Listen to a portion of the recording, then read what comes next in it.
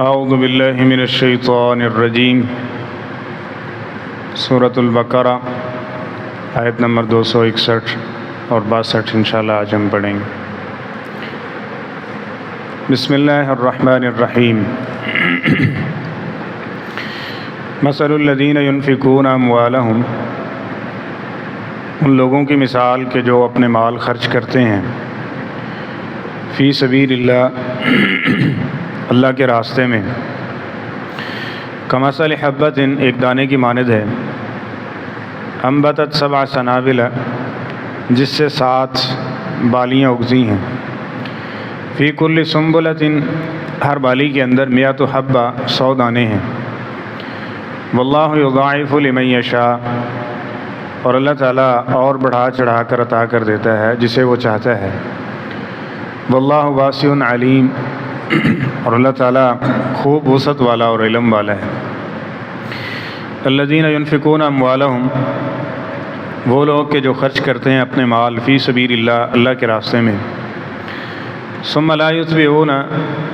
پھر وہ پیچھا نہیں کرتے، ما انفقوا، جو انہوں نے خرچ کیا ہے، منن، احسان جتلانے کے ساتھ، ولا اذی، اور نہ ہی تکلیف دینے کے ساتھ، لہم اجرہم عند ربہم،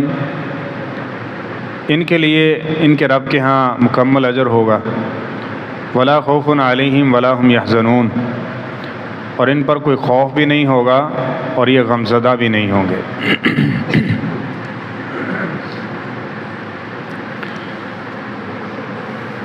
یہ جو اعمال و افعال رکھے گئے ہیں کہ یہ کرنا ہے اور یہ نہیں کرنا، ایک تو یہ امتحان ہے ہی ہے،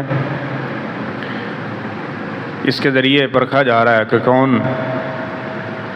اس جنت کے قابل ہے، اور جو اس آزمائش میں کامیاب ہوگا اس کے لیے پھر جنت کی نا ختم ہونے والی نعمتیں ہیں۔ اور دوسری چیز، یہ جو چیزیں ہیں یہ انسان کے درجات، اس کی بڑھوتری کے لیے اور اس کے ایمان کو مضبوط رکھنے کے لیے یہ ضروری اور لازمی چیزیں ہیں،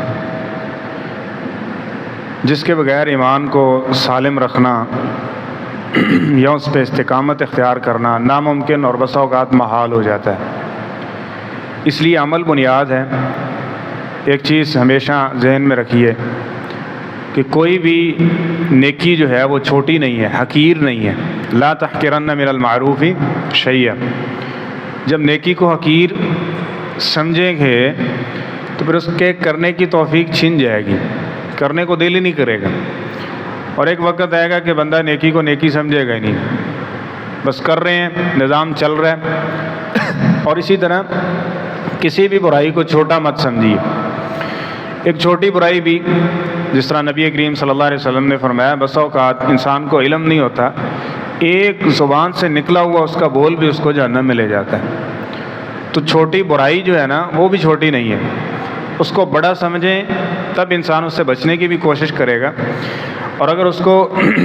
یہ کوئی گل نہیں ہے، یہ سارے کر رہے ہیں، یہ چھوٹا گناہ ہے، چھوٹی غلطی ہے، لہٰذا یہ کر بھی لیں گے تو کوئی گل نہیں، معاف ہو جائے گی، وغیرہ وغیرہ، یہ جو سوچ ہے انسان کو گناہ کی عادت ڈالتی ہے، اس کے ذہن کو، اس کے دماغ کو عادی بناتی ہے ان چیزوں کو، پھر وہ اس کے بھی پہ سمجھ لیں بڑے بڑے گناہ بھی کرتے ہیں تو اس کو کوئی فرق نہیں پڑتا، مزاج اس کا ایسا بن جاتا ہے۔ تو یہ جتنے اعمال و افعال ہیں یہ انسان کے ایمان کو مزین کرنے کے لیے اور اس کے ساتھ جو کمیاں کوتاہیاں ہوتی ہیں اس کو دور کرنے کے لیے ہوتا ہے۔ اور اس میں سے ایک عمل یہ جو ان آیات میں ذکر ہوا ہے وہ ہے اللہ کے راستے میں خرچ کرنا۔ اس کے بہت سارے فوائد دنیاوی اور اخروی اعتبار سے آپ سنتے رہتے ہیں۔ یہاں اللہ تعالیٰ نے ایک مثال کے ذریعے خرچ کرنے کا جو اجر ہے اس کو ذکر کیا ہے کہ اللہ کے راستے میں خرچ کرنا یہ اسی طرح ہے کہ جس طرح ایک دانہ کسان زمین میں پھینکتا ہے اور اس ایک دانے سے آگے 7 بالیاں نکلتی ہیں، اور ہر بالی کے اوپر ایک سٹا لگتا ہے، اور سٹے کے اوپر کیا ہے، ایک سٹے میں بسا اوقات 100 دانہ ہوتا ہے، اور بعض کے لیے اللہ تعالیٰ اس کے خلوص اور اس کے اخلاص نیت کی وجہ سے اور اضافہ کر دیتا ہے۔ تو اب ایک دانے سے 700 دانے بنانے والا کون ہے؟ وہ اللہ تعالیٰ کی ذات ہے۔ تو اس میں یہ سمجھایا جا رہا ہے، یہ سکھایا جا رہا ہے کہ اللہ کے راستے میں خرچ کرنا، چاہے وہ تھوڑے سے ہی آغاز کیوں نہ ہو، وہ کس قدر انسان کے لیے نفع مند ہے آخرت کے اعتبار سے۔ اور دوسری چیز اس میں یہ بھی بتلایا اور سکھایا جا رہا ہے کہ یہ سب کچھ عطا کرنے والا کون ہے؟ یہ اللہ تعالیٰ کی ذات ہے، کہ جس نے 1 من سے 40 کر دی ہیں تمہارے لیے، ہے 1 دانے سے کتنے دانے تمہیں عطا کر دی ہیں، اور پھر جب وہ کہے کہ 20 من میں سے 1 من عشر جو ہوتا ہے، یا 100 روپیہ ہے تو اس میں سے 2.5 روپے یعنی 2.5% جو ہے زکوٰۃ ہے، وہ بھی ایک شخص اس دینے والے کے نام پہ اپنے عزیز و اقارب میں اس لیے بھی خرچ نہیں کرتا کہ یہ خرچ کرنا میرے لیے باعث اجر ہوگا، تو پھر وہ بندہ کہلانے کا حقدار تو نہیں ہے نا۔ اپنی بہتری دیا اس مالک نے، اس کے دیے ہوئے میں سے یہ اس کے پاس ضمانت ہے، اب ساتھ لے کے تو کوئی بھی نہیں جاتا۔ سکندر بھی کہتے ہیں نا، تو وہ بھی اس دنیا سے گیا تھا تو ہاتھ دونوں اس کے خالی تھے، کچھ بھی ساتھ نہیں لے کے گیا تھا۔ سونے کا گھر بھی بنا لے تو سب کچھ ادھر چھوڑ کے جائیں گے، حتیٰ کہ ایک انگوٹھی بھی پہنی ہوئی ہے نا سونے کی، تو حضرت کفن دینے سے پہلے، دفناتے ہوئے، دفن کرنے سے پہلے اس کو جب غسل دیا جاتا ہے تو اسی وقت وہ اتار لیں گے کہ یہ ایک چھوٹا سا سرمایہ بھی اس کے ساتھ نہیں جا سکتا چودھری صاحب کے پاس، کیونکہ یہ دنیا کا مال ہے اور اصول ہے، یہ سارا کچھ پیچھے چھوڑ کے جانا ہے۔ تو اس امانت کے اندر کیا ہے کہ اللہ تعالیٰ جو حکم دیتے ہیں کہ یہاں خرچ کرنا ہے، یہ عزیز و اقارب کا حق ہے، یہ فردی ہے، یہ تمہیں دینا ہے، وہ دیجیے، اور اس کے بعد اللہ تعالیٰ نے توفیق دی ہے تو اللہ کے راستے میں خرچ کیجیے۔ یہ جو خرچ کرنا ہے، نبی کریم صلی اللہ علیہ وسلم نے فرمایا کھا لیا وہ ختم ہو گیا، پہن لیا بسیدہ ہو کے اس نے پھینک دیا، اسی طرح کھا لیا کیا نام ہے جو اللہ کے راستے میں خرچ کر دیا تیسرا مال، فرمایا فاجرا، یہ اس نے جاری کر دیا، اب یہ اس دنیا سے چلا بھی جائے گا، اگر صدقہ جاریہ کی صورت میں ہے تو اس کے لیے اجر وہ اس کو مکمل ملتا رہے گا، اور قیامت کے دن یہ اس کے لیے صدقہ، اس کے سائے کا سبب بھی ہوگا، اللہ کے غصے کو بھی ٹھنڈا کر دینے والا ہوگا، اللہ کے عرش کے سائے کا بھی سبب بن جائے گا، اور اس کے لیے جنت میں داخلے کا سبب بھی بن جائے گا۔ اور ایک چیز اور ساتھ ذہن میں رکھیے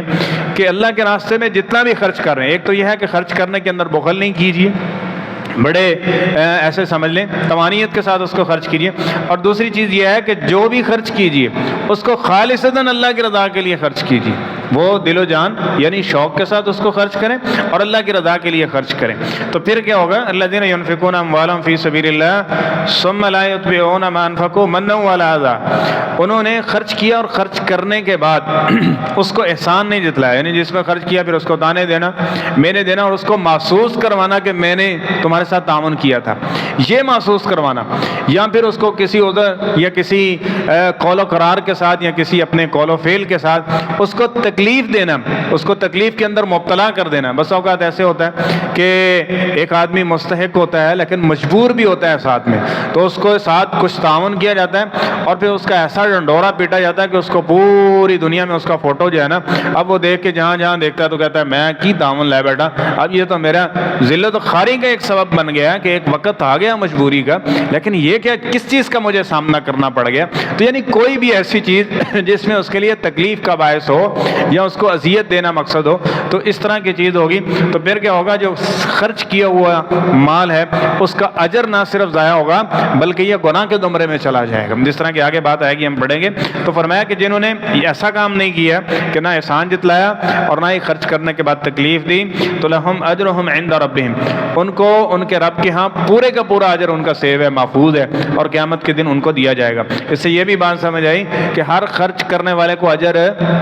نہیں بھی ملتا، یہ ہم نے غور و فکر کرنا ہے کہ کہیں ایسا نہ ہو کہ خرچ کرنے کے باوجود اجر نہ ملے اور اس سے محروم کر دیے جائیں، یہ ایک بڑی محرومی ہے۔ تو اس سے یعنی جو ایسی چیزیں ہیں جو خرچ کرنے کو یا صدقے کو ضائع کر دینے والے اعمال و افعال ہیں، اس سے اپنے آپ کو بچانے کی کوشش کرنا، اور جن نے ان سے بچا لیا تو اجر بھی ملے گا، ولا خوف علیہم ولا هم یحزنون، اور اس کے ساتھ ایک اضافی چیزیں ہیں کہ قیامت کے دن اس کو کوئی خوف بھی نہیں ہوگا اور وہ غمزدہ و پریشان بھی نہیں ہوگا کہ میں نے کیا کیا، کس طرح زندگی بسر کی، جس طرح لوگ حسرت و افسوس کر رہے ہوں گے اپنی زندگی کے اوپر کہ کاش کہ مجھے ایک وقت ملے فاصدق واکن من الصالحین، میں کیا کروں؟ صدقہ کروں اور نیکوکاروں میں شامل ہوں، یہ کیا ہوگا؟ بخیل ہوگا۔ تو قیامت کے دن یہ اللہ تعالیٰ سے مہلت مانگے گا کہ مجھے وقت مل جائے، لیکن فرمایا نہیں، اس کو کوئی وقت اور مہلت نہیں دیے گی، صرف اس کے لیے حسرت اور ندامت کا سبب ہوگا۔ لیکن جس کو یہ عادت ہے اور جو یہ ایسے اعمال و افعال کرتے ہیں تو اس پر قیامت کے دن کوئی خوف اور کوئی غم نہیں ہوگا، یعنی یہ صدقہ اس کے لیے ڈھال بھی ہے، اس کے لیے اللہ تعالیٰ تعالیٰ کی رحمت کا سبب اور حصول اس کا ذریعہ بن جائے گا، اس کی وجہ سے اس کی بخشش ہو جائے گی اور یہ آخرت میں کامیاب ہو جائے گا۔ اللہ تعالیٰ ہم سب کو قرآن و سنت پر، اور یہ جو ایک اچھی عادت ہے، اللہ تعالیٰ ہم سب کو اس کو اپنانے کی توفیق عطا فرمائے۔ سبحانک اللہم و بحمدک، اشہد ان لا الہ الا انت، استغفرک و اتوب الیک۔